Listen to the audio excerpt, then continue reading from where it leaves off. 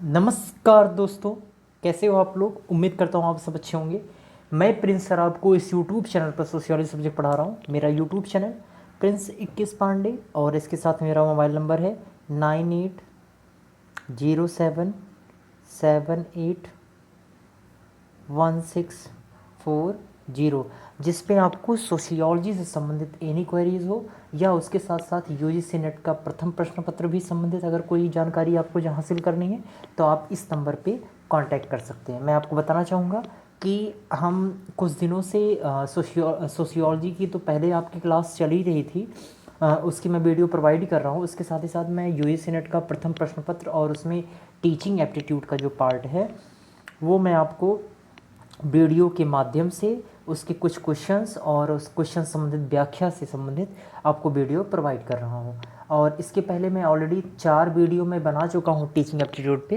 अगर आपने अब तक नहीं देखा है तो आप जाके प्लेलिस्ट में देख सकते हैं। ये हमारी पाँचवा वीडियो है किससे संबंधित, टीचिंग एप्टीट्यूड से संबंधित। तो चलिए हम इस वीडियो में शुरू करते हैं। क्वेश्चंस हमारे जो भी हैं इसके साथ मैं आपको बताना चाहूँगा कि हमारी सोशियोलॉजी की क्लास रेगुलर बेसिस पर सुबह 8 से 10 बजे के बीच में ऑनलाइन जूम ऐप पे चल रहा है। और इसके साथ यूजीसी नेट के प्रथम प्रश्न पत्र से भी संबंधित अगर आपको मटेरियल या इसके साथ साथ आपको अगर कोचिंग क्लासेस अगर आपको ऑनलाइन क्लास अगर आपको ज्वाइन करनी है तो आप इस पे नंबर पे कांटेक्ट करिए और आप इसके बारे में डिटेल्ड इन्फॉर्मेशन प्राप्त कर सकते हैं। तो चलिए हम शुरू करते हैं।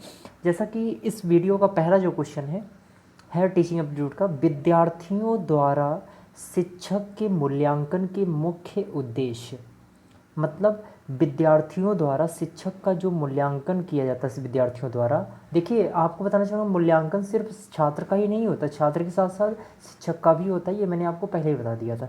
तो विद्यार्थियों द्वारा शिक्षकों के मूल्यांकन के मुख्य उद्देश्य ये था कि विद्यार्थियों की कमजोरियों के बारे में जानकारी एकत्रित करना। अब बताइए, क्या विद्यार्थी शिक्षकों का मूल्यांकन करेंगे तो क्या अपनी कमजोरी जानने के लिए? तो आपका आंसर क्या हो जाएगा? ये तो आंसर बिल्कुल आपका क्या हो जाएगा, गलत हो जाएगा ऑप्शन। नेक्स्ट है शिक्षक को शिक्षण कार्य गंभीरता से लेने का संदेश देना। काफ़ी हद तक सही है, आगे बढ़ते हैं। शिक्षण की नवीन विधियां अपनाने में शिक्षकों की सहायता करना, ये भी सही है। शिक्षक के गुणों में और अधिक सुधार के क्षेत्रों की पहचान करना, ये भी कहीं ना कहीं क्या है, सही है।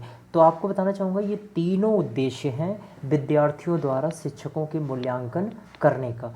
कौन कौन सा? पहला, शिक्षक को शिक्षण कार्य गंभीरता से लेने का संदेश देना। शिक्षण की नवीन विधियां अपनाने में शिक्षकों की सहायता करना। चौथा है, तीसरा है शिक्षक के गुणों में और अधिक सुधार के क्षेत्रों की पहचान करना। तो इसमें आंसर क्या हो जाएगा? इसमें आंसर होगा बी सी डी। तो तीसरा answer is the correct answer. चलिए हम नेक्स्ट क्वेश्चन चलते हैं। नेक्स्ट क्वेश्चन है, ये भी मूल्यांकन से ही संबंधित क्वेश्चन है।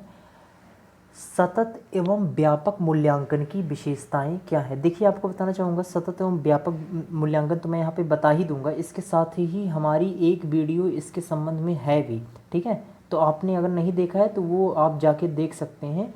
पहली या दूसरी वीडियो, पहली वीडियो है तो उसमें मैंने आपको सतत एवं व्यापक मूल्यांकन बताया, या कल की ही वीडियो में मैंने बताया है इसके संबंध में, ठीक है क्वेश्चन। तो आप जाके देख सकते हैं। तो सतत और व्यापक मूल्यांकन की विशेषताएं आपको बताना चाहूँगा। सतत यानी लगातार, और व्यापक एक समग्र रूप से छात्र का क्या किया जाए, मूल्यांकन कार्य किया जाए। तो इसकी विशेषता क्या हो सकती है? अगर ऐसा कार्य किया जाता है कि लगातार, जैसे शिक्षण कार्य चल रहा है और शिक्षण कार्य की कुछ टॉपिकों की समाप्ति पर तुरंत ही टेस्ट ऑर्गेनाइज कर दिया जाए, तो इससे क्या लाभ होगा शिक्षार्थियों का, और शिक्षार्थियों के साथ साथ जो शिक्षक होगा उसका। तो आइए देखते हैं। अनेक परीक्षाओं के कारण छात्रों के कार्यभार में वृद्धि होती है। एक बात बताइए, ये लाइन आपने समझ लिया होगा कि बोल रहा है कि यह अनेक परीक्षाओं के कारण, क्योंकि इसमें अनेक परीक्षाएं होती हैं।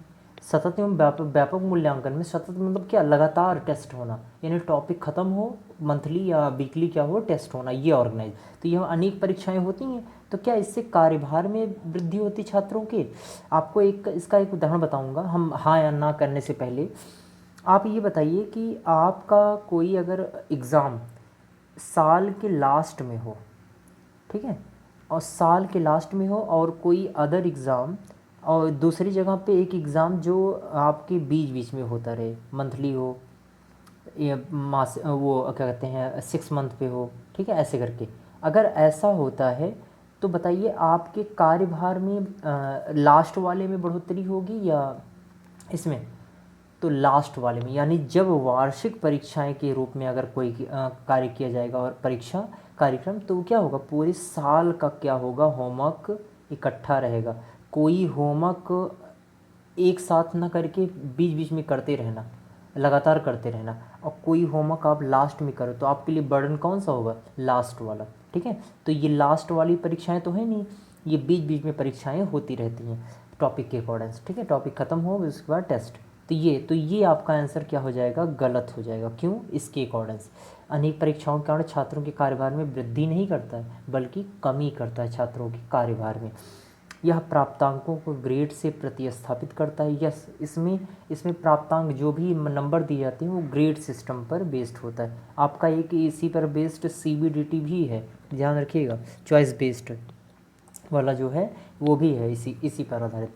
यह छात्र के प्रत्येक पहलू का मूल्यांकन करता है, बिल्कुल सही। समग्र का मतलब क्या है, व्यापक का, प्रत्येक पहलू का, ठीक है, प्रत्येक पहलू का मूल्यांकन। यह परीक्षा के डर को कम करने में सहायता करता है। यस, लास्ट वाला परीक्षा कार्यक्रम रहेगा, बार बार परीक्षा होता रहेगा तो व्यक्ति क्या हो जाएगा, एक हैबिचुअल हो जाएगा परीक्षा देने का, तो उसमें डर क्या हो जाएगा, अधिक होगा या कम होगा, कम हो जाएगा।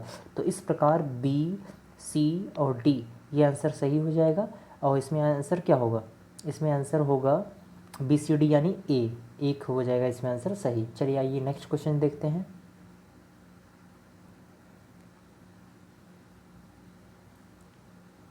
देखिए इसमें कुछ धुंधला है लेकिन फिर भी मैं पढ़ दूंगा तो आपको दिक्कत नहीं होगी।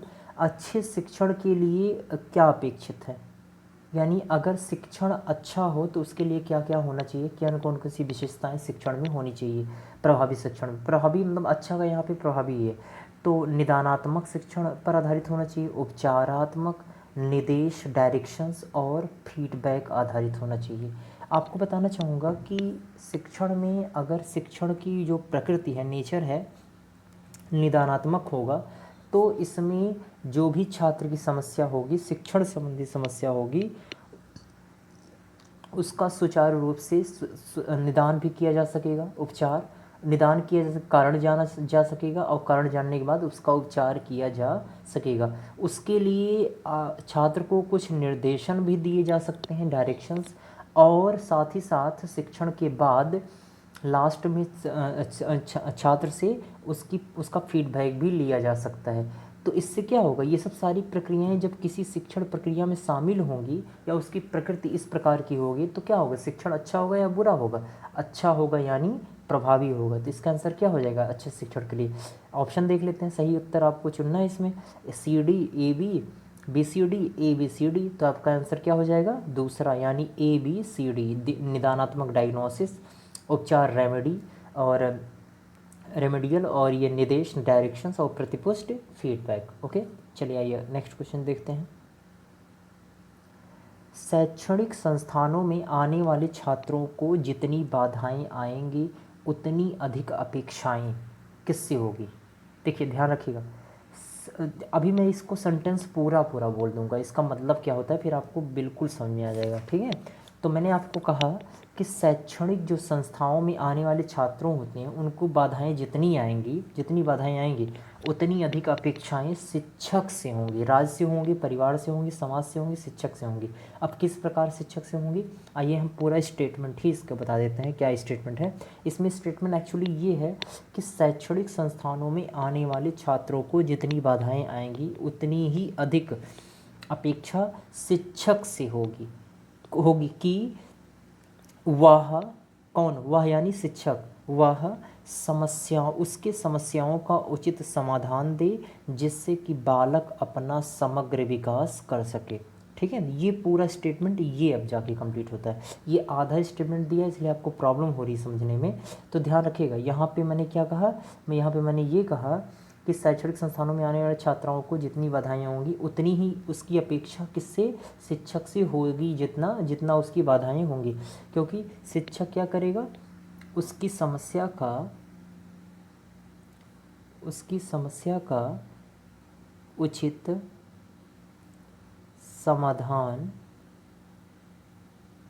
समाधान देगा जिससे वह समग्र विकास कर सके। ठीक है, यहाँ लिख दे रहा हूँ, कर सके। ओके, ये चीज़ें आई होप समझ में आ गया होगा। चलिए आइए आगे देखते हैं। इसके बाद इसको मैं रेज कर दे रहा हूँ, देखिए काफ़ी गंदा हो गया। तो इसका आंसर क्या हो जाएगा? इसका आंसर हो जाएगा 4। 4 इज़ द करेक्ट आंसर। आइए आगे देखते हैं नेक्स्ट क्वेश्चन। निम्नलिखित में से कौन सा गुण किसी शिक्षक की बड़ी ताकत को प्रदर्शित करता है? यानी कौन सा गुण होगा जो शिक्षक की ताकत को प्रदर्शित करे? यहाँ पे ताकत, यहाँ पे बल का मतलब यहाँ पे इसका उद्देश्य नहीं है। यहाँ पर ये उद्देश्य है कि उसका शिक्षण कार्य अच्छी तरीके से अच्छे ढंग से क्रियान्वित हो सकेगा। और कौन सा गुण हो सकता है? देखिए, संस्थागत प्रबंधन में पूर्णकालिक सक्रिय संलिप्तता। एक बात बताइए, क्या जो मैनेजमेंट वाला जो काम है शिक्षण कार्य में, यानी शिक्षण संस्था में जो प्रबंधन का काम है, उसमें पूरी तरीके से उसकी संलिप्तता होनी चाहिए? अगर एक बात बताइए, अगर कोई शिक्षक है वो टीचिंग की जगह पर जाके मैनेजमेंट का काम कर रहा है, तो शिक्षण कार्य उसका क्या होगा? बाधित होगा कि नहीं होगा? यानी जो कार्य उसका है वो उस कार्य को एक बेहतर ढंग से करने का प्रयास करे, ना कि अन्य कार्यों में। अन्य कार्यों को करने वाला है मैनेज करने के लिए मैनेजर है। ठीक है, यानी मैनेजमेंट का काम देखने वाला मैनेजर होगा। तो मैनेजर देखेगा कि शिक्षक देगा कि शिक्षक का कार्य क्या है यहाँ पे? पढ़ाने वाला। तो देखिए, आपको एक चीज़ मैं बताना चाहूँगा कि मैं कई बार मैं क्वेश्चंस में देखिए मैं बता भी रहा हूँ, एलिमिनेशन आपको आना बहुत ज़रूरी है। या तो आप पहले बिल्कुल जो रॉन्ग वाला है उसे ढूंढिए, या तो सबसे सही वाला ढूंढिए। देखिए, सही वाला ढूंढेंगे तो थोड़ा टाइम लगेगा, लेकिन गलत वाला अगर आप ढूंढने का प्रयास करेंगे तो उसके आधार पर आपका आंसर बिल्कुल डायरेक्ट ऑप्शन में मिल जाएगा। देखिए, पहला आपने ये निर्धारित कर लिया कि ये गलत है, इसके आधार पर ये गलत है, तो ये देखिए ढूंढ लीजिए कहाँ कहाँ पर ये है। देखिए, इसमें है ए, इसमें है ए, इसमें है ए, तो आपका आंसर क्या हो जाएगा? थर्ड आंसर इज सही आंसर। ठीक है, ये ध्यान रखिएगा ये चीज़। देखिए, आपका आंसर बिल्कुल करेक्टली तुरंत मिल जा रहा है। तो आप ऐसा नहीं है कि मुझे पता है तब ऐसे डायरेक्टली सही हो जा रहा है। आप क्वेश्चंस पढ़ेंगे ना, अपने आप समझाओ। दूसरा देखिए, पढ़ लीजिए, पूरा लाइन पढ़ लेते हैं। उदाहरण प्रस्तुत करना, अवधारणाओं के परीक्षण के लिए तत्पर रहना, गलतियों को स्वीकार करना, ये सब सारे आंसर सही हैं, बी सी डी। ये आंसर क्या हो जाएगा? गलत हो जाएगा। इसके आधार पर ही आपको पूरा पढ़ने की जरूरत नहीं पड़ी, आपका टाइम भी बचत होगा वहाँ पे एग्ज़ाम में, हॉल में। ठीक है, तो ये गलत हो गया, और ए के आधार पर ये गलत हुए, ये गलत हुई, ये गलत हुई। आपका आंसर क्या हो जाएगा? Correct answer is a C, answer is a correct answer, तीसरा आंसर। ठीक है, ये बी सी डी। ओके, चलिए आगे चलते हैं। कितना तेज देखिए सॉल्व हो रहा है, आप ध्यान देंगे तो आपका ज़रूर अच्छे से हो जाएगा। नेक्स्ट क्वेश्चन है, निम्नलिखित में से कौन सा कथन बहुविकल्पीय ऑब्जेक्टिव टाइप का जो प्रश्नों के संबंध में सही है? बहुविकल्पीय यानी जो ऑब्जेक्टिव एमसीक्यू उस टाइप के होते हैं क्वेश्चंस, उनके संबंध में क्या सही है? पहला ऑप्शन है, वे सही गलत वाले प्रश्नों की तुलना में अधिक व्यक्तिनिष्ठ होते हैं। वे सही गलत वाले प्रश्नों की तुलना में अधिक वस्तुनिष्ठ होते हैं। वे निबंध वाले प्रश्नों की तुलना में कम वस्तुनिष्ठ होते हैं। वे लघुत्तरी वाले प्रश्नों की तुलना में अधिक व्यक्तिनिष्ठ होते हैं। आपको बताना चाहूँगा कि बहुविकल्पीय संबंध में हमारे टॉपिक में भी है ये, कि जो हमारा ऑब्जेक्टिव टाइप का होता है क्वेश्चंस, वो अधिक व्यक्तिनिष्ठ वस्तुनिष्ठ होता है। किसके कंपैरिजन में? ट्रू और फॉल्स वाले क्वेश्चंस के कंपैरिजन में। ये आंसर बिल्कुल सही होगा, यानी वे सही गलत वाले प्रश्नों की तुलना में अधिक वस्तुनिष्ठ होते हैं। बिल्कुल ये करेक्टली सही है। ठीक है, ध्यान रखिएगा इस चीज़। अब आप इसके बारे में सोचिएगा क्यों ऐसा है। ओके, आई होप आपको वीडियो अच्छा लगा होगा, और अगर वीडियो अच्छा लगा तो प्लीज़ लाइक करिएगा, शेयर करिए, और अपना कमेंट भी देते रहिए। आप कमेंट नहीं देते हो, और इसके बाद ही मैं फिर टीचिंग एप्टीट्यूड के बाद मैं क्या शुरू करूँ, आपका रिसर्च या कोई और टॉपिक, आप उसको ज़रूर कमेंट के थ्रू बताइएगा। ठीक है, तो चलिए हम यहाँ पे क्लोज़ करते हैं। और आपको इससे संबंधित मैं आपको पहले ही बताया, इससे संबंधित जो भी जानकारी आपको लेना होगा इस नंबर पे आप कांटेक्ट करिएगा। फिर से मैं बता दे रहा हूँ, 9807781640। चाहे सोशियोलॉजी से संबंधित हो या सोशियोलॉजी के अलावा चाहे यूजीसी नेट के प्रथम प्रश्न पत्र हो, उससे संबंधित कोई भी जानकारी अगर आपको लेनी है, इस नंबर पर कॉन्टैक्ट करिए।